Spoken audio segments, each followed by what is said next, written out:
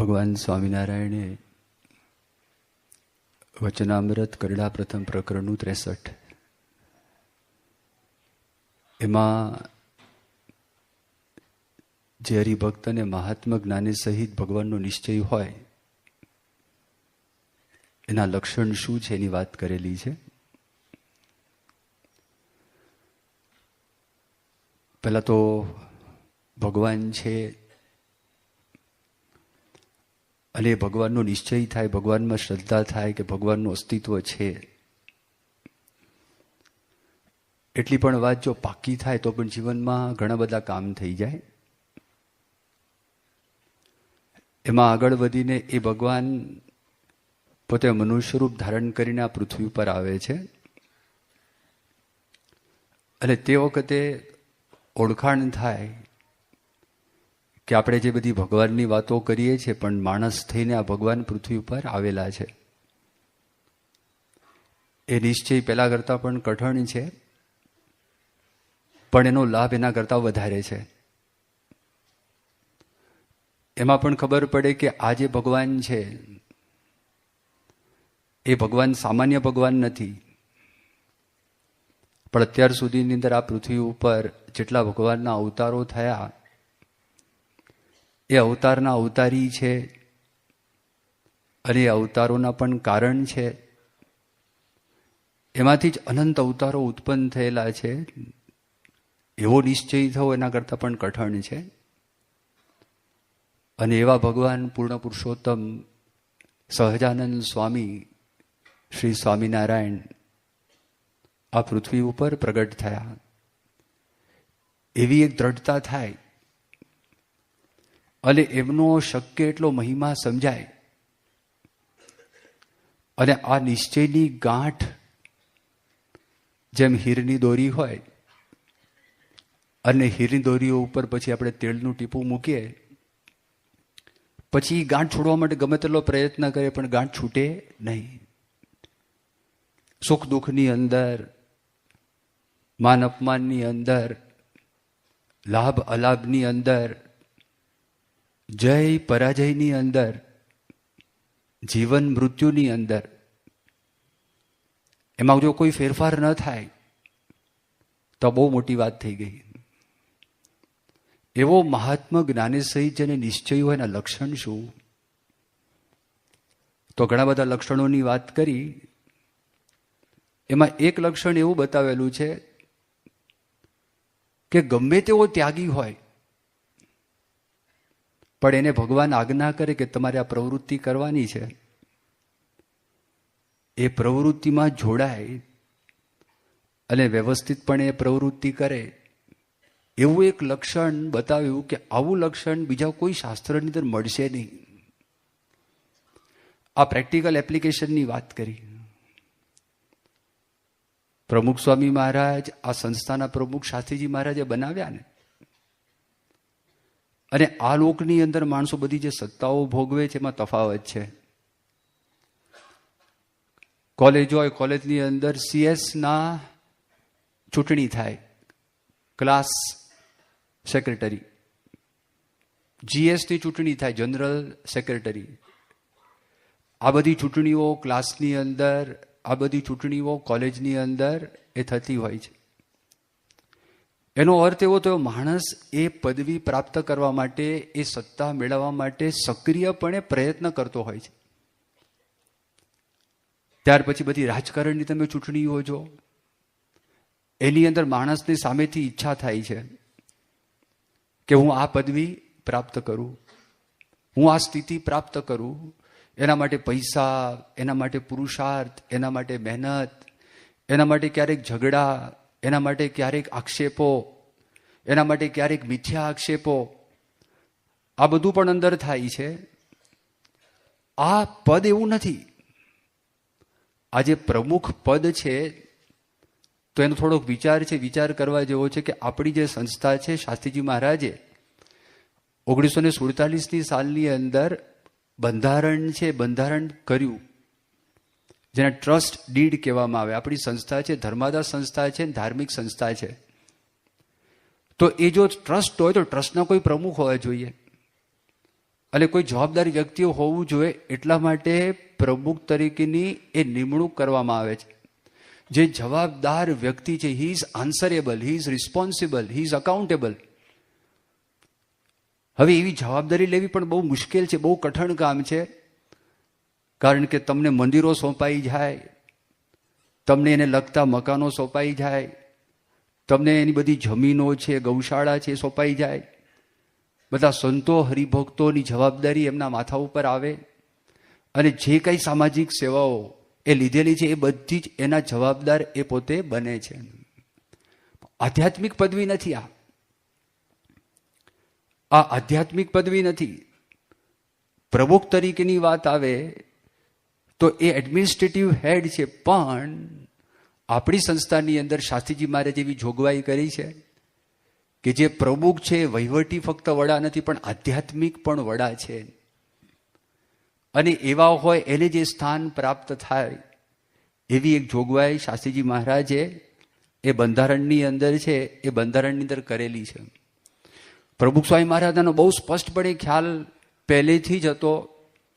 એ તો અનાદિ સિદ્ધ પુરુષ છે. એટલે તમે જો કે જ્યારે સ્વામીને વાત આવી કે તમે આ પ્રમુખ બનો, તે વખતે પ્રમુખ સ્વામી મહારાજે ના પાડી.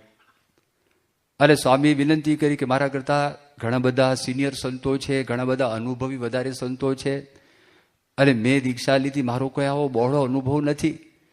અને એક નાની ઉંમરની અંદર શાસ્ત્રીજી મહારાજે એમને સારંગપુર મંદિરના કોઠારી બનાવેલા. તો તે વખતે એમને વહીવટનો જે અનુભવ થયો તો માત્ર 3 વર્ષનો અનુભવ હતો, કારણ કે સ્વામીને 25 વર્ષની ઉંમરે શાસ્ત્રીજી મહારાજે આ સંસ્થાના પ્રમુખ કોઠારી બનાવેલા સારંગપુર મંદિરના. અને 3 વર્ષ વીતેલા અને પ્રમુખ તરીકેની વાત આવી. અને એમાં સ્વામી વિનંતી કરી, શાસ્ત્રી મહારાજ કે મારી ઈચ્છા છે તમે થાઓ. ફરી વખત સ્વામીએ કાગળ લખ્યો, હકા ખાચરને વાત કરી, ચંપકભાઈ બેંકરને વાત કરી કે તમે પ્રમુખ સ્વામી મહારાજને સમજાવો. તો જો આ સત્તાની લાલસા નથી, અને સત્તા મેળવીને કશું કરવું પણ નથી, કારણ કે આ સેવા જ કરવાની, બીજું કંઈ કરવાનું નથી. આમાં કોઈ પૈસા મેળવવાના છે નહીં, આમાં કોઈના પર દાવો કરવાનો નથી, આમાં કોઈને દબાવવાના છે નહીં, એ તો કશું છે જ નહીં. એટલે સ્વામી બહુ વિનંતી કરી, છતાં શાસ્ત્રીજી મહારાજની ઈચ્છા હતી ને પ્રમુખ સ્વામી મહારાજે સ્વીકાર કર્યો. તો જો શ્રીજી મહારાજે પ્રથમના 63ના વતનામૃતની અંદર વાત કરીને એનો આપણને ખ્યાલ આવે. હવે આ સત્તાનો સ્પર્શ એ પ્રમુખ સ્વામી મહારાજને લેશ માત્ર થયો નથી, ખબર કેવી રીતે પડે? તો એના માટે બીજું વચનામૃત છે, ગઢડા અંત્ય પ્રકરણનું 34મું વચનામૃત. એ વચનામૃતમાં સ્વામિનારાયણ ભગવાન વાત કરે છે, માણસ પ્રવૃત્તિ કરતો હોય એ નિર્વાસનિક છે, ખબર કેવી રીતે પડે? નિર્વાસનિક એટલે ભગવાન સિવાય બીજી કોઈ ઈચ્છા નહીં, ભગવાન સિવાય કોઈ અટેચમેન્ટ નહીં, કોઈ સંસ્થા સાથે અટેચમેન્ટ નહીં, કોઈ હરિભક્ત સંતો સાથે અટેચમેન્ટ નહીં, ખાલી ભગવાન સાથે અટેચમેન્ટ. એટલા માટે આ ભગવાનનું છે, એટલા માટે સંપૂર્ણ અટેચમેન્ટ, બાકી આમ ડિટેચમેન્ટ. તો ખબર કેવી રીતે પડે કે આ વ્યક્તિ નિર્વાસનિક છે? તો અદ્ભુત વાત કરી, જેમ પ્રથમના 63ના વચનામૃતમાં વાત કરીને, એવી એક જુદી વાત, એક નવું દર્શન આધ્યાત્મિક શાસ્ત્રોની અંદર અને શ્રીજી મહારાજે ભગવાન સ્વામિનારાયણે આપ્યું.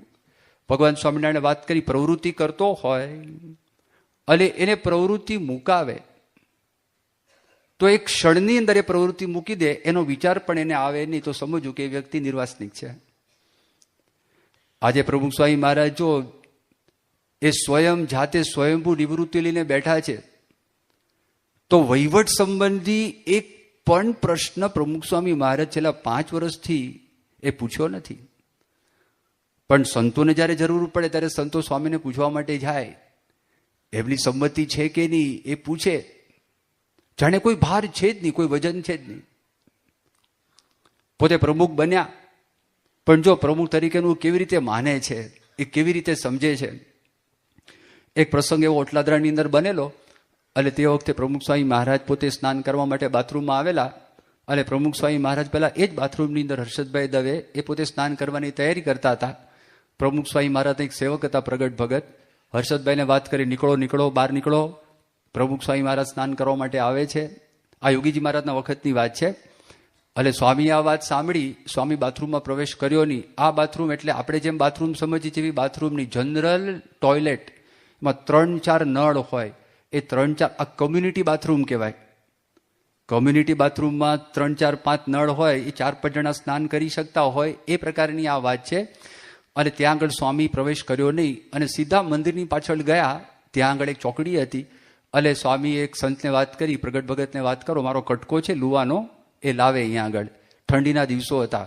સ્વામી ખુલ્લાની અંદર સ્નાન કર્યું અને પછી પ્રગટ ભગતને વાત કરી. આ જો પ્રમુખ તરીકેની પદવીની પ્રમુખ સ્વામી મહારાજના મનમાં કેટલી કિંમત છે. પ્રગટ ભગતને કહે છે જો એકલા છે, જાહેરમાં કદાચ માન માટે કહેતા હોય, બીજું કોઈ છે નહીં, કોઈને ખબર નથી. તે વખતે કોઈ વિડીયો લેનાર હતું નહીં, કોઈ કેમેરાવાળો હતો નહીં, કોઈ નોંધ કરનારું હતું નહીં. પ્રમુખ સ્વામી મહારાજને પ્રગટ 2 જણા હતા. જેવા પ્રગટ ભગત કટકો લઈને આવે, સ્વામી કે તારો પ્રમુખ તે વળી કોણ મોટો થઈ ગયો છે? ખબર પડે છે કોણ હરિભક્ત છે? અને પેલા ડગાઈ જ ગયા. સ્વામી બોલતા હતા તારો પ્રમુખ તે વળી કોણ મોટો છે? એટલે એમના મનની અંદર તમે જો પ્રમુખ તરીકેની જે ભાવના લેશ માત્ર નથી. અરે પ્રમુખ પોતાને માનતા જ નથી. સારંગપુરમાં એક પ્રસંગ એવો બનેલો અને એમાં એક માતમ સ્વામી કરીને હતા. અને માતમ સ્વામી તે વખતે રાજકોટમાં રહેતા હતા. રાજકોટમાં આપણું જૂનું મંદિર, અને મંદિરમાં રહેતા હતા. આ મોટું મંદિર તો પછી થયું. અને સારંગપુરની અંદર પ્રમુખ સ્વામી મહારાજને હાથ જોડીને વિનંતી કરી કે સ્વામી, રાજકોટની અંદર એક સાધુની જરૂર છે અને ગઢડા મંદિરની અંદર એક સાધુ એક્સ્ટ્રા છે, પણ આપ સંસ્થાના પ્રમુખ છો એટલે મારે આપને પૂછવું પડે ને. અને સ્વામી તરત કે પ્રમુખ તો શ્રીજી મહારાજ છે અને અમને તો વ્યવસ્થા માટે રાખેલા છે. ઇન્સ્ટન્ટલી ખાલી 4-5 જણા ત્યાં ઊભા હતા. અને માતમ સ્વામીને પ્રમુખ સ્વામી મહારાજે આ વાત કરી કે પ્રમુખ તો શ્રીજી મહારાજ છે અને અમને શેના માટે રાખેલા છે? માત્ર એક સેવા કરવા માટે રાખેલા છે. ભલે શાસ્ત્રીજી મહારાજ એમને પ્રમુખ બન્યા, પણ પ્રમુખ સ્વામી મહારાજ પોતાને માનતા નથી કે હું આ સંસ્થાનો પ્રમુખ છું. આવી એમના અંતરની અંદર ભાવના. સ્વામીના મુખમાંથી ઘણા બધા શબ્દો તમે જો નીકળતા કેવા નીકળેલા છે. માણસમાં અને દિવ્ય તત્વમાં તફાવત છે. આપણને જેમ સત્તા મળે ને, આપણો પાવર વધે, આપણી ગરમી વધે, આપણે દબાવવા લાગીએ, એ માણસનું કામ. વધારે માણસો માનવા લાગે, વધારે અહંકાર ઉત્પન્ન થાય. પ્રમુખ સ્વામી મહારાજ 100 વખત એમના મુખે સાંભળેલું છે કે દાસનો દાસ થઈ, દાસ એટલે નોકર, નોકરનો નોકર થઈ, જે રહે સત્સંગમાં, ભક્તિ તેની ભલી માનીશ, રાચીશ તેના રંગમાં. આ સ્વામિનારાયણ ભગવાનનું વચન જે ભક્ત ચિંતામણીની અંદર નિષ્કુળાનંદ સ્વામી પોતે લખેલું છે કે દાસનો દાસ થઈ, જે રહે સત્સંગમાં. તો સ્વામિનારાયણ ભગવાન કહે છે એની ભક્તિ ભલી માનીશ, રાચીશ એના રંગમાં. આ ઘણી બધી વખત સ્વામી બોલે છે. જ્યારે ટ્રસ્ટીઓની મિટિંગ અમદાવાદમાં એક વખત થયેલી, ઘણા બધા વર્ષો પહેલાની આ વાત છે. અને પ્રમુખ સ્વામી મહારાજ બધા ટ્રસ્ટીઓને વાત કરી, જો આપણે સેવક થઈને સેવા કરવાની છે, આપણે દાસ થઈને સેવા કરવાની છે. આ કોઈ દિવસ આપણા મનમાંથી ભૂલાવવું ન જોઈએ. સેવક ભાવ, દાસ ભાવ ભૂલાવો ન જોઈએ. એક વખત પ્રમુખ સ્વામી મહારાજ બોચાસણમાં હતા અને તે વખતે બધી મિટિંગ હતી. સ્વામી પોતાના રૂમમાં હતા. રૂમનું બારણું ખુલે, એક નાનો હોલ હતો. હોલમાં સદગુરુ સંતો બધા બેઠા હતા, કેટલાક ટ્રસ્ટીઓ પણ ત્યાં આગળ બેઠા હતા. અને એમાં પ્રમુખ સ્વામી મહારાજને બોલાવવાના હતા. હવે પ્રશ્ન એવો થયેલો કે પ્રમુખ સ્વામી મહારાજ રૂમમાં હતા, વાત થઈ ગઈ હતી કે આપને અહીંયા પધારવાનું છે. એ બેસીને તૈયાર હતા, પણ કોઈ એમને બોલાવવા માટે ગયા નહોતા કે તમે આવો. સ્વામી તો વ્હીલચેરમાં હતા. અને થયેલું એવું કે ચાણસદ છે ને, એ ગામ એ ડેવલપ કેવી રીતે થાય, પ્રમુખ સ્વામી મહારાજનું જન્મસ્થાન, એની બધી વાતો ચાલતી હતી. હવે એ વાતોની અંદર પ્રમુખ સ્વામી મહારાજને બોલાવવા તો સ્વામીને કદાચ નહીં ગમે, એટલા માટે સ્વામીને બોલાવતા નહોતા. પણ વળી એમાં બ્રહ્મવિહારી સ્વામીને કંઈક વિચાર આવી ગયો કે આપણે લાવોને વાત તો કરીએ સ્વામીને. સ્વામી વિચાર કરતા હશે હજી સુધી કેમ આવ્યા નહીં. એટલે અંદર દાખલ થયા. દાખલ થઈને બ્રહ્મવિહારી સ્વામીએ વાત કરી કે બાપા, અત્યારે તો ચાણસદની બધી ચર્ચાઓ ચાલે છે, એટલા માટે આપને બોલાવ્યા નથી. પણ આપ તો બધાથી પર છો, એટલે ચાણસદનું કંઈ આપને બંધન નથી. એ ભાવ હતો. આપ તો બધાથી પર છો, આપ બધાથી પર છો. એ જેવા શબ્દો સ્વામીએ સાંભળ્યા, એટલે સ્વામી કે ના ભાઈ ના, હું બધાથી નીચો છું. અને બધાની ચરણ રજ છું. આ વિચાર કરો, જે વખતે આ 2011માં કે 2012ની સાલનો આ પ્રસંગ છે, સ્વામીની ઉંમર 90 વર્ષની છે, એમના અંતરની અંદર આ ભાવના છે કે હું બધા કરતા નીચો છું. ફક્ત સ્વામી બોલી ગયા, સ્વામી વાત કરી ગયા એવું નથી. સ્વામીનું તમે જીવન જો, સ્વામી ભિક્ષા માગી છે ને. અને વિવેકસાગર સ્વામી ઘણી બધી વખત વાત કરે છે, કારણ કે એ તો બહુ સુખી કુટુંબમાંથી આવેલા હતા. સુખ સાહેબી બધી ઘણી બધી જોયેલી હતી. અને એમના સગાવાલા પોતે માતા પિતા એ બધા પણ ખૂબ સુખી હતા. અને ભિક્ષા માગવાની વાત આવીને તે વખતે પ્રમુખ સ્વામી મહારાજ કે ચાલો આપણે ભિક્ષા માગવા માટે જઈએ. એટલે વિવેકસાગર સ્વામી હસતા હસતા કે સ્વામી મને આ નહીં ભાવે, મને આ અનુકૂળ નહીં આવે. સ્વામી કે જો હું તમને શીખવાડું કેવી રીતે મગાય, આવો. અને બામણ ગામની અંદર વિવેકસાગર સ્વામીને પ્રમુખ સ્વામી મહારાજ હસતા હસતા ત્યાં લઈ ગયા. સ્વામી ભણ્યા, આપણે કઈ અક્ષર બ્રહ્મ છે, ગુણાતીત સન છે, ભગવાનના અખંડ ધારક છે, આધ્યાત્મિક દ્રષ્ટિ આટલી મોટી હસ્તી છે. પણ પ્રમુખ સ્વામી મહારાજ જયારે ભણતા હતા એટલે સાધુની વાત કરું છું, તે ભિક્ષા જ માગતા હતા. અને શાસ્ત્રીજી મહારાજે કીધું ભણાવનાર છે, શાસ્ત્રીના પૈસાની વ્યવસ્થા હરિભક્તો પાસેથી હું કરાવડાવીશ, પણ જમવાની વ્યવસ્થા તમારે જાતે કરવાની. એટલે ભિક્ષા માગવા માટે જતા. ખંભાતમાં ભિક્ષા માગી, ભાદરણમાં ભિક્ષા માગી, જ્યાં જ્યાં સ્વામી હતા ભણતા હતા ત્યાં પ્રમુખ સ્વામી મહારાજ ભિક્ષા જ માગતા હતા. જો નિર્માનીપણું ના હોય તો માણસથી ભિક્ષા મગાય નહીં, પણ નિર્માનીપણું હોય, દાસભાવ હોય તો જ ભિક્ષા મંગાય. પછી તો સ્વામી કુઠારી થયા તો પણ એવો ભાવ, પ્રમુખ થયા એવો ભાવ. પછી ગાદી ઉપર આવ્યા. ગાદી ઉપર આવ્યા અને તે વખતે કેવા પ્રસંગ બને, શરૂઆતમાં બધું વિચરણ થાય. અને વિચરણમાં 1982ની સાલનો આ પ્રસંગ છે. પ્રમુખ સ્વામી મહારાજ બોચાસણથી ધર્મજ ગયેલા. ધર્મજમાં પારાયણ હતી અને પારાયણ પછી બધી પધરામણીઓ હતી. સાંજનો ટાઈમ હતો. પ્રમુખ સ્વામી મહારાજ નીકળ્યા તો તે વખતે એટલી બધી ફાસ્ટ પધરામણી થાય. સ્વામીની ચાલ પણ એકદમ તેજ, એમની ચાલ પણ એકદમ ઉતાવળી, ફટ બધું જોઈએ, વ્યવસ્થિત જોઈએ, ટાઈમસર જોઈએ. અને એકદમ નજર ફરે ને બધા આગા પાછા થવા લાગે. એટલે બધાને તૈયારી કરવાની. વિવેકસાગર સ્વામી હોય તો વિવેકસાગર સ્વામી થેલો લઈને જાય. હવે થેલામાં બધી કંઠીઓ હોય, એક કંઠી છે ને ગૂંચાય, એમાં વાર લાગે. વર્તમાન ધરાવવાના, કંઠી પહેરાવવાની, એટલે બધી થોડીક વાર થાય ને. સાંજનો ટાઈમ થઈ ગયો હતો અને સાંજનો ટાઈમ થઈ ગયો હતો અને પ્રમુખ સ્વામી મહારાજ પોતે ત્યાં અંધારું હોય, લાઇટો અત્યારે જેમ આપણે 24 કલાક કરંટ છે, 24 કલાક કરંટ તો હતો નહીં. તો પેલી છે ને એક મોબાઈલ ટ્યુબલાઇટ સાથે રાખતા, નાની અડધી, આપણે જેમ ટોર્ચ હોય ને. તો સ્વામી જાતે ઉપાડીને ચાલવા લાગ્યા. એમને મનમાં એમ નહીં કે હું કોઈક સેવકને કહું કે તમે ઉપાડો, કોઈક હરિભક્તને આ કહું તમે ઉપાડો. ફટ દઈને પ્રમુખ સ્વામી મહારાજ જાતે ઉપાડીને ચાલવા લાગ્યા. પછી પધરામણી થઈ. પધરામણીમાં પેલા હરિભક્ત આરતી ઉતારતા હતા, બાજુમાં ઘંટડી પડી હતી. સ્વામી ઘંટડી વગાડવા લાગ્યા. પોતે પૂજારી, એમના મનમાં એવો વિચાર નહીં ભાઈ ઘંટડી છે, પેલો સાથે વગાડે બરાબર છે, સદગુરુ હોય તો બે હાથે કરે, આ વાત કરે. પણ હાથમાં નોર્મલી એવું હોય કે આપણે સાથે જે વ્યક્તિ હોય ભગવાનના સેવક છે તો સેવક તરીકે જાતે કરવું જોઈએ. અને સ્વામી કે લાવો નહીં, લઈ જ લીધી. કશું નહીં, એના મનમાં એવું પણ નહીં કે આ બરોબર કરે છે, આ બરોબર નથી કરતો, ભક્તિ કરે છે બધી બરોબર જ છે, પણ સ્વામીના મનની, ભગવાનની આગળ પોતે કશું છે જ નહીં. એકદમ અમદાવાદ મંદિરમાં શાહીબાગમાં એક ભાઈ હતા, એ લગ્ન કરીને પછી આશીર્વાદ લેવા માટે આવેલા. બાપાની આજ્ઞાથી જ લગ્ન કરેલા હતા. એને લગ્ન કરવાની ઈચ્છા હતી જ નહીં. સ્વામી કીધું તું જા, તું જોયા હો, અને આ હરિભક્ત સારા છે અને તું જા. અને બાપાની આજ્ઞાથી એમણે કર્યા. એટલે આશીર્વાદ લેવા માટે આવ્યા હતા અને સ્વામીને ત્યાં દંડવત કર્યા કોળી મંડપમાં. સ્વામી એકદમ આકરા થયા. સ્વામી કે ભાન પડતી નથી, આ લગ્નનો દિવસ છે. સ્વામી કે ભાન પડતી નથી, ઠાકોરજીની મર્યાદા રાખ. અહીં શું દંડવત કરવાના, ત્યાં દંડવત કર, અહીં દંડવત શું કરવાના. તરત જ ઇન્સ્ટન્ટ. અને આ કઈ ગોઠવણી કશું જ નહીં. એક વખત સ્વામીના પેટની અંદર બહુ સખત દર્દ થયેલું, પેનક્રિએટાઇટિસનું, અને એટલું બધું દર્દ હતું, એમાં સોજો આવી ગયો હતો. સ્વામી આવેલા અમદાવાદ મંદિરની અંદર.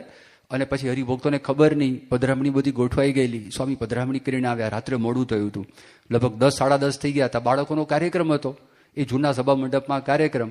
અને કાર્યક્રમની અંદર એક બાળક છે, એ પૂછે ને સ્વામી જવાબ આપે, પ્રશ્ન પૂછે ને જવાબ આપે. એક બાળકે વાત કરી કે સ્વામી આપનું અક્ષરધામ છે અને જો દુખાવો છે અને ઘણા બધા પ્રશ્નો તો થઈ ગયા છે, અને સ્વામી સાંભળીને જવાબ આપે છે, અને કે સ્વામી આપનું જે અક્ષરધામ, સ્વામી કે મારું અક્ષરધામ નથી, શ્રીજી મહારાજનું અક્ષરધામ છે.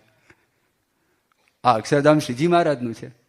તરત જ જો એ બોલે છે કે તમારું અક્ષરધામ છે, એક રીતે જે બાપનું હોય બેટાનું કહેવાય, પણ આ સ્વામી સેવક ભાવ છે, દાસ ભાવ છે, પડે પડે આપણા જીવનમાં સ્વામીના જીવનની અંદર આપણને દેખાય છે. અને આપણે જોતા આવ્યા છે કે સ્વામીના જીવનની અંદર આ બધી વાતો છે.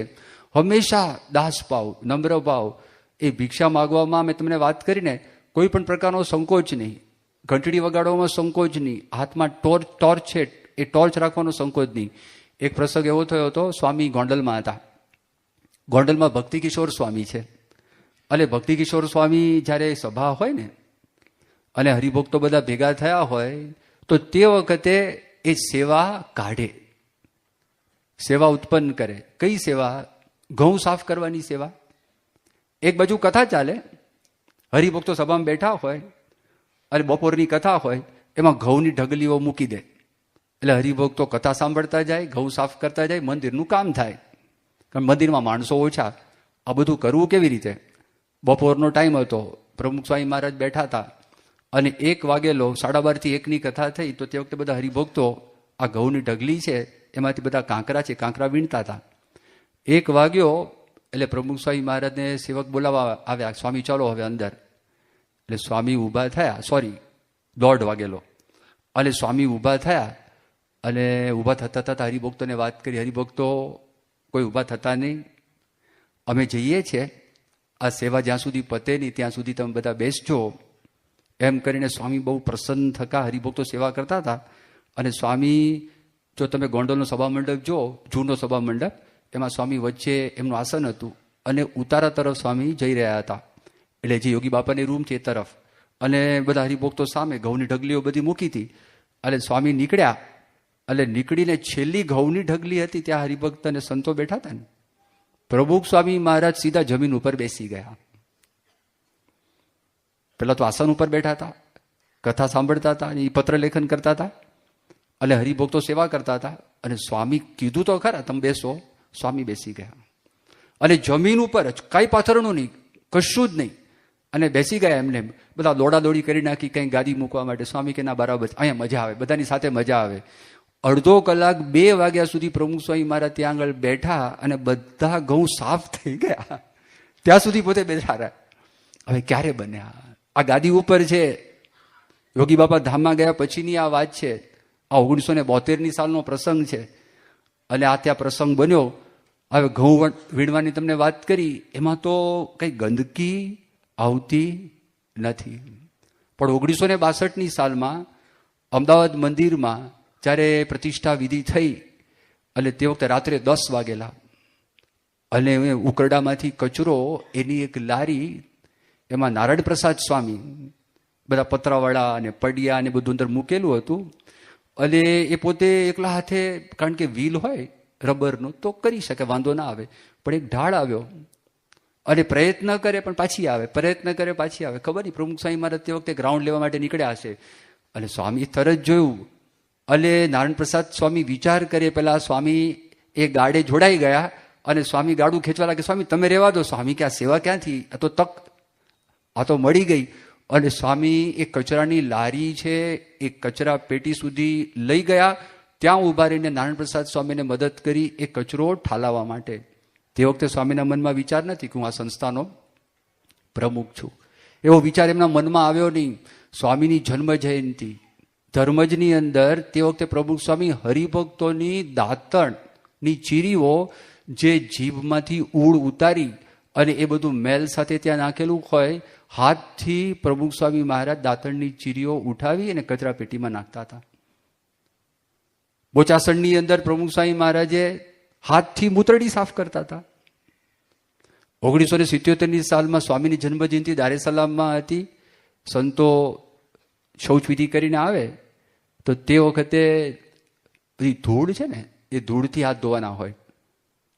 ડાબો હાથ છે એ 10 વખત ધોવે અને બંને હાથ છે 7 વખત ધોવે તો બેસીન ભરાય ને. કેટલાક સંતોજી આવ્યા હશે, એ સંતોની બધી ધૂળ છે બેસીનમાં પડેલી હતી. અને પ્રમુખ સ્વામી મહારાજ શૌચવિધિ કરવા માટે ગયા. એ જ એક જ હતું ત્યાં આગળ જવા માટે આવ્યા. એટલે સ્વામીએ હાથ ધોયા અને સ્વામી જાતે એ બધી ધૂળ છે ને એ સાફ કરવા લાગ્યા. બાજુમાં સેવકો ઊભા, તેમણે વાત કરી, બાપા તમે રહેવા દો. સ્વામી કે સ્વયં સેવક, પોતાની સેવા પોતે કરવી પડે, બીજાએ સાફ નથી કરી એવો વિચાર સુધા નહીં. ખાલી એકલા સ્વામીના કઈ હાથ ધોયેલી ધૂળ નથી, એ આગળ જે હતી એ પણ ધૂળ પડેલી હતી. અને સ્વામી પોતે સાફ કરવા લાગ્યા. અને આ તો ધારો કે ચલો સંતો ગયા હતા, પણ હરિભક્તો સંડાસ કરીને આવ્યા હોય અને એ હરિભક્તોનો મળ અને એ બધું મૂક્યું હોય એ પણ પ્રમુખ સ્વામી મહારાજ બોચાસણની અંદર સાફ કરતા હતા. તો જો પ્રમુખ એ કયા પ્રમુખ, કેવા પ્રકારના પ્રમુખ! આ તો વિશ્વ માટે એક આદર્શ છે કે કોઈને લીડ કરવા હોય કોઈ પણ ક્ષેત્રની અંદર નેતાનું મોટું લક્ષણ આ છે, એ નમ્રતા છે, નિર્માનીપણું છે.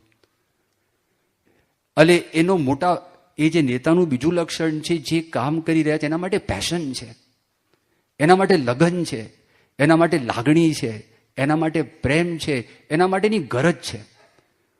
અને ત્યારે આ કામ થાય, બાકી કામ ન થાય. અને આવો ભાવ તો જિંદગીની અંદર કોઈ દિવસ ક્યારે પણ ન રહે. આ સ્વામી પોતે કામ કર્યું, પણ અહીંયા 1986ની સાલમાં પુરુષોત્તમપુરા રઢુની પાસે પ્રમુખ સ્વામી મહારાજ પધારેલા હતા. સંતો પણ ત્યાં આગળ ગયા હતા. સ્વામી સાંજે વોકિંગ કરતા હતા. હવે આ રઢુની અંદર પુરુષોત્તમપુરામાં એક ખેતરની અંદર કૂવાવાળા શૌચાલય હોય, નીચે કૂવો હોય, ઉપર બધું ધાબુ મારી દીધું હોય, એ પ્રકારના. એમાં ઘનશ્યામચરણ સ્વામી ગયા હતા અને પ્રમુખ સ્વામી મહારાજ સાંજે વોકિંગ કરતા હતા. સ્વામીને ખ્યાલ નહીં અને ઘનશ્યામચરણ સ્વામી બહાર નીકળ્યા. અને તે જ વખતે પ્રમુખ સ્વામી આમ આવ્યા અને જોયું કે ઘનશ્યામચરણ સ્વામી ઘનશ્યામ બાપા નીકળ્યા. એટલા ભાવથી, સેવક ભાવથી, એટલા પ્રેમથી પ્રમુખ સ્વામી કીધું કે ઘનશ્યામ હાથ ધોવડાવું? સ્વામી હાથ ધોવડાવે. એમ હું ધોવડાવું? બિચારા શરમાઈ ગયા કે સ્વામી એ તો હું ધોઈ લઉં છું, થઈ જશે. કારણ કે બહાર નીકળે તો કોઈક દોડાવવા પડે, કારણ કે ત્યાં નળ હતા નહીં. સ્વામી કે હું દોડાવું? એ પ્રકારનો ભાવ હૃદયની અંદર સતત ભાવ જોવે. એક સ્વામી બનારસ ગયેલા અને બનારસની અંદર એટલે કલકત્તા હતા યોગી બાપા અને પ્રમુખ સ્વામી મહારાજ સાથે હતા, સંતો હતા. ત્યાંથી છપૈયા જવાનું હતું, રસ્તામાં બનારસ આવ્યું. હવે જે હરિભક્તના ઘરે ઉતારો હતો ત્યાંથી નીકળવાનું હતું, રસોઈ કરવાની હતી. એટલે બધા સંતો છે પૂરી બનાવતા હતા. એટલે સ્વામી રસોડામાં દાખલ થયા બાપા, અને એમણે જોયું કે આ લોકોને તકલીફ પડે છે. અને સ્વામી સીધા જ ગયા. કેરોસીનનો એક ડબ્બો હતો, એ ડબ્બો સાફ કરીને ઊંધો કરી નાખ્યો. ડબ્બા ઉપર પ્રમુખ સ્વામી મહારાજ બેસી ગયા. સ્વામી કે લાવ હું પૂરી તળું છું, તમે લોકો વણવા લાગો. કે સ્વામી તમે રહેવા દો, અમે આ વણશું તળશું. સ્વામી કે નહીં, આ ફાસ્ટ કામ થશે. અને તરત પ્રમુખ સ્વામી મહારાજ કરવા લાગ્યા. આ એવા પ્રમુખ છે કે એકદમ ફ્લોર લેવલથી તૈયાર થયા છે. હાર્વર્ડમાં MBA થઈને આવ્યા હોય અથવા IIMમાં MBA થઈને આવ્યા હોય, એડમિનિસ્ટ્રેશન. પણ ભાઈ આ કંપનીમાં, કોર્પોરેશનમાં તમે કામ કરવા માટે જાઓ છો. અહીંયા આગળ કાર બનાવવાની મોટી ફેક્ટરી છે, પણ ઓલા મજૂરો જ્યાં આગળ કામ કરે છે ત્યાં તમે ઊભા છો ફ્લોર લેવલ ઉપર. એ તમે ત્યાંથી જઈને કામ કરતા જશો ને તો તમને ખબર પડશે, ખ્યાલ આવશે. પ્રમુખ સ્વામી મહારાજે આ કર્યું છે બધું જ, એક કે એક કામ, કોઈ કામ એમણે બાકી રાખ્યું નથી. અને પછી જાણી શકે છે સંતો એને કઈ સમસ્યાઓ હોય, હરિભક્તો એને કઈ સમસ્યાઓ હોય, કામ કરવું છે તો કેવી રીતે કામ કરવું છે. આ બધી વાત સ્વામીના જીવનની અંદર આપણને એ દેખાય છે, બહુ સ્પષ્ટપણે એ આપણને ખ્યાલ આવે છે. હવે જે નેતાની આપણે વાત કરીએ છીએ ને, તો આપણે ત્યાં આગળ તો હજારો વર્ષોથી એક અદ્ભુત વિચાર છે. પણ પરદેશની અંદર 1970ની આસપાસ એક માણસ AT&T કંપનીમાં કામ કરતા હતા, મિસ્ટર રોબર્ટ કરીને. અને એમણે એક યુરોપ દેશની અંદર એક સાયકોલોજીસ્ટ હતા, હર્મન હેસ કરીને. અને એ વ્યક્તિનું એક પુસ્તક વાંચ્યું. એણે અમુક બહુ સરસ પુસ્તક લખેલા છે. આ બહુ મોટા સાયકોલોજીસ્ટ હતા હર્મન હેસ. સિદ્ધાર્થ નામનું પુસ્તક ગૌતમ બુદ્ધ ઉપર એક વ્યક્તિ એણે લખ્યું. બીજું એક પુસ્તક જર્ની ટુ ધ ઈસ્ટ, પૂર્વ તરફની મારી યાત્રા. એ યાત્રાનું પુસ્તક એણે વાંચ્યું.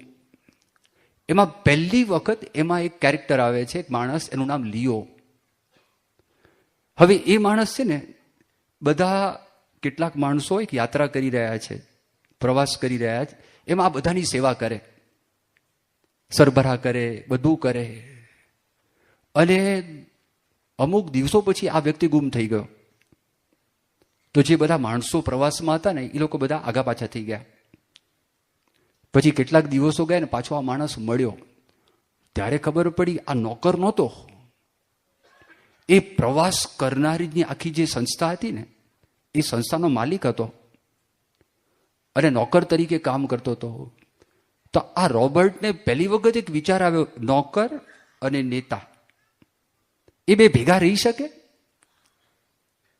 અને એક નામ એને આપ્યું, સર્વન્ટ લીડરશીપ. આજે પરદેશની અંદર છેલ્લા 10 વર્ષમાં 15 વર્ષમાં આના ઉપર હજારો પુસ્તકો લખાયેલા છે. સર્વન્ટ લીડરશીપ આપણે ત્યાં પહેલેથી છે. મહાભારતમાં રાજસુ યજ્ઞને કૃષ્ણ ભગવાને શું માગ્યું? પતરાવાળા ઉચકવાનું. અને તો રાજા હતા, બીજું શું માગ્યું? આ બધા આવે મોટા રાજકુંવરો અને પોતાના મદની અંદર એના પગ ધોવાના, એ માગણી કરી. સ્વામિનારાયણ ભગવાને શું કર્યું? સ્વામિનારાયણ ભગવાને અષ્ટાંગ યોગ સિદ્ધ કર્યો, કેટલું ઐશ્વર્ય પ્રાપ્ત થયું. અને એની સામે મગ્નિરામ છે, શારદા દેવીને પ્રસન્ન કરે, ઐશ્વર્ય પ્રાપ્ત કર્યું. તો ઐશ્વર્ય જીરવાયું નહીં અને લોકોને રંજાડવા લાગ્યા, પૈસા લેવા લાગ્યા, દારૂ માઉસમાં એ ચડી ગયા. એની પાસે તાકાત આવી ગઈ, ઐશ્વર્ય આવી ગયું. કોની સામું જુએ? આપણે કોઈની સામું જોઈએ? કારણ કે આપણે ડિપેન્ડન્ટ છીએ એટલે જોઈએ છે. આપણે જો ગરજ ને આપણે કોઈની સામું જોઈએ નહીં, અને આમને કોઈની ગરજ નહીં. અને જો ભગવાન સ્વામિનારાયણ અષ્ટાંગ યોગ સિદ્ધ કર્યો અને જબરજસ્ત નદી ઉપર ચાલ્યા, ઓઝત નદી ઉપર, અરે ચાલ્યા એટલે જોયે છે, અને એ ભગવાન સ્વામિનારાયણ સંતોની કોપીનો ધોવે છે, ભગવાન સ્વામિનારાયણ પોદળા ઉપાડે છે, એ ભગવાન સ્વામિનારાયણ ભિક્ષા માગે છે, એ રસોઈ બનાવે છે, એ પીરસે છે, એ સેવા કરે છે. સેવકરામની એમણે સેવા કરી જંગલની અંદર. એ પરંપરા પણ એ પ્રાપ્ત થઈ. ગુણાતીતાનંદ સ્વામી કે મહંત કોણ? જો સર્વન્ટ લીડરશીપ. આ 1970ની વાત કરું, ગુણાતીતાનંદ સ્વામી વર્ષો પહેલા શું વાત કરે? ચોક વાળે એ મહંત, સફાઈ કરે એ મહંત, નિર્માની હોય એ મહંત, દાસ હોય એ મહંત. આ જો આ વાત કરી. હવે આ વાતથી સર્વન્ટ લીડરશીપમાં એમાં એ લોકો એક વ્યાખ્યા આપે છે. પોતે દુઃખી હોય ને અને કદાચ મરવાની પણ તૈયારી હોય ને, એ સંજોગોની અંદર પણ એ બીજાને સુખ આપે, એ સર્વન્ટ લીડર કહેવાય. બીજા માટે જ એનો દેહ છે. આ સાચા પ્રમુખ. આજે પ્રમુખ સ્વામી મહારાજ જો 2011ની સાલમાં બોડેલીમાં પ્રતિષ્ઠા થઈ. અરે બોડેલીમાં પ્રતિષ્ઠા થઈ અને પછી પ્રમુખ સ્વામી મહારાજ છે અટલાદરામાં માંદા હતા, પડી ગયા હતા. રાત્રે લઘુ કરવા માટે ઉઠ્યા અને પ્રમુખ સ્વામી મહારાજ પડી ગયા. એમને વાગ્યું એટલે જઈ શક્યા નહોતા, પણ પછી ગોધરાની અંદર કરી આરતી, અને બોડેલીની અંદર પણ પ્રમુખ સ્વામી મહારાજે આવ્યા અને પ્રતિષ્ઠા એમને કરી. એ પ્રતિષ્ઠા કરી બીજે દિવસે રવિવારનો દિવસ હતો. 20,000 માણસો, એમાં કદાચ 14-15 હજાર આદિવાસીઓ હશે, બીજા બધા મોટા મોટા માણસો હતા. મંદિરના પ્રાંગણમાં બધા ભેગા થઈ ગયા હતા. અને પ્રમુખ સ્વામી મહારાજને તાવ હતો અને સ્વામીની ઈચ્છા હતી મારે સભાની અંદર જવું. 91 વર્ષની સ્વામીની ઉંમર. આ જો પ્રમુખ. એટલે સ્વામી એ બધા સંતો અંદર ગયા. વિવેક સાગર સ્વામી, પછી યોગીચરણ સ્વામી, દિવ્ય સ્વરૂપ સ્વામી, પછી નારાયણ મુનિ સ્વામી, બ્રહ્મવિહારી સ્વામી, નારાયણ ચરણ સ્વામી. અંધારું હતું રૂમમાં, અને બારણું ખોલ્યું. તે પ્રકાશમાં સ્વામીને બધાના મોઢા દેખાયા અને સ્વામી ઓઢીને બધું સૂતા હતા. એટલે વિવેક સાગર સ્વામી કે બાપા તાવ ચડી ગયો? બાપા કે હા, આરામ કરજો, બહાર આવવાની જરૂર નથી. બહાર સભા ચાલુ, સંતોના પ્રવચન ચાલુ, હરિભક્તોના પ્રવચન ચાલુ. અને ખબર હતી કે સ્વામી કદાચ આવવાના જ છે, કારણ કે એના માટે બધા આવેલા હતા. એટલે બહાર આવવાની જરૂર નથી. સ્વામી કે મારે ઠાકોરજીના દર્શન કરવા છે, અને દર્શન કરી અને પછી 10 મિનિટમાં પાછા આવતા રહેશું. યોગીચરણ સ્વામી કે બાપા સવારે દર્શન તો આપણે કર્યા છે, આપણે ક્યાં 2 વખત દર્શન કરવા માટે જઈએ છીએ? દર્શન તો આપને થઈ ગયા છે. સ્વામી કેટલા બધા હરિભક્તો આવ્યા હોય તો એ લોકોને સંતોષ થાય. યોગીચરણ સ્વામી કે સ્વામી તાવ છે એટલે ન જવાય તો સારું. યોગીચરણ સ્વામી બાપાને અલગ અલગ રીતે 6 થી 7 વખત સમજાવવા માટે પ્રયત્ન કર્યો એક વાત ચાલુ રાખી, મેડિકલી આપની ઈચ્છા, આપને જોવું હોય તો જાઓ, મેડિકલી હું તમને ના પાડું છું, બહાર ન જવાય. એમણે વાત કરી, સ્વામી તમે બહાર જાઓ અને તમને કાંઈ થાય તો લોકો અમને બ્લેમ કરે કે તમને ભાન પડતી નથી, સ્વામીનું ધ્યાન રાખતા નથી. સ્વામી કે હું કહીશ કે મારો આગ્રહ હતો એટલા માટે હું ગયો છું, હું કહીશ, તમારા માથા ઉપર નહીં આવે બસ. પછી એમણે વાત કરી કે સ્વામી, એમની આર્ગ્યુમેન્ટ લોજિકલ આર્ગ્યુમેન્ટ, એમણે કીધું પછી પ્રથા પડી જશે, આપ માંદા હશો, દર્શનની પ્રથા પડશે. સ્વામી કે કાંઈ પ્રથા પડતી નથી, તમે એની ચિંતા કરતા નહીં. અને તાવની વાત 7-8 વખત ડોક્ટર પણ ના પાડે. સ્વામી કે ડોક્ટર ના જ પાડવાના. અને મારે ક્યાં ખાલી દર્શન કરવા છે, આટલા બધા હરિભક્તો આવ્યા છે તો હરિભક્તોને સંતોષ થાય, એને દર્શન થાય અને અમને હરિભક્તોના દર્શન થાય. ફરી વખત મારે આ બધું ક્યાં આવવાનું છે? બ્રહ્મવિહારી સ્વામી બાપાને સમજાવવા માટે પ્રયત્ન કર્યો. બાપા ગઈકાલે આપણે પ્રતિષ્ઠા કરી હતી અને પ્રતિષ્ઠા કરી તેની વિડીયો બતાવવાના જ છે. તો સ્વામી તો એમને સાંભળ્યું જ નહીં. સ્વામી કે 10 મિનિટમાં જવામાં શું વાંધો છે, ત્યાં જઈને પાછા આવતા રહીશું, પ્રવચન કરવું નથી, બીજું કંઈ કરવું નથી, ભાષણ કરવું નથી, બીજું કોઈ કામ નથી, બેસીને પાછા આવતા રહીશું. પછી એમણે બીજી વાત કરી કે સ્વામી આપ આવો, આપ માંદા પડો અને ફૂલદોલનો ઉત્સવ સારંગપુરમાં આવે છે, આવડા બધા હરિભક્તો ત્યાં આવવાના છે, એ બધું બંધ થઈ જાય તો? સ્વામી કે પણ મારે જાજુ ક્યાં બેસવું છે, ખાલી 5-10 મિનિટ જ વાત છે, દર્શન કરીને પાછા આવતા રહ્યું, બીજું કરવાનું છે શું? આટલું જ કરવાનું. પછી બ્રહ્મવિહારી કે શાસ્ત્રીજી મહારાજ આ માંદા હોત અને તે વખતે તમે હાજર હોત તો તમે શું શાસ્ત્રીજી મહારાજ માટે કરત? સ્વામી કે તે શાસ્ત્રી મહારાજ જોયા છે? મેં જોયા છે. શાસ્ત્રી મહારાજનો કેવો રૂવાબ હતો. એ માણાવદરમાં માંદા હતા અને એમને પધરામણી કરવાની ઈચ્છા હતી, તે ગાડાની અંદર સૂઈને પધરામણી કરી છે. તે ક્યાં જોયા શાસ્ત્રી મહારાજને? નારાયણચરણ સ્વામી સમજાવવા માટે પ્રયત્ન કરો, બાપા તમારે તાવ છે ને, હવે તમે દૂર કરો. તો બાપા કે ત્યાં લઈ જશો તો દૂર થઈ જશે. તો બધા કે ત્યાં જવાથી દૂર થવાનું જ, તો સ્વામી ક્યાંય બેસવાથી દૂર થવાનું છે. અને છેવટે જોયું કાં તો ગડબડ થઈ ગઈ છે, બાપાની ઈચ્છા છે, કંઈ કોઈ બોલ્યું નહીં. અને પછી કીધું સારું વાંધો નહીં, બસ આ ટાઈમ છે, એ ટાઈમમાં 10 મિનિટ માટે આવજો. પણ તાવ ચડ્યો વધારે, 100 તાવ હતો એમાંથી પણ ચડી ગયો. એટલે કીધું હવેલો તાવ ચડ્યો જ છે. પહેલાં તો સ્વામી કીધું મને તાવ જેવું લાગતું જ નથી, મને અશક્તિ લાગતી નથી. યોગીચરણ કે થર્મામીટર લાવો. તો થર્મામીટરમાં આપ્યું 100 ડિગ્રી તાવ, અને પછી તો વધ્યો તાવ. એટલે પછી સ્વામી ન છૂટકે કહો મને, એને એટલી બધી ઈચ્છા હતી શરીરનું જે થવું હોય એ થાય, હરિભક્તો રાજી થાય, હરિભક્તોને સંતોષ થાય. આવા પ્રમુખ છે, ખાલી ગાદી ઉપર હાંફે છે એમ નહીં, એ તો નીચે છે, તમારા હૃદયમાં બેઠા છે, સંતોના હૃદયમાં બેઠા છે. તો એવા બાપા આપણને પ્રાપ્ત થયા છે. મહારાજ સ્વામી પ્રમુખ સ્વામી મહારાજને પ્રાર્થના કરીએ કે દયા કરે અને સુખ આપે. શ્રી સ્વામિનારાયણ ભગવાનની જય.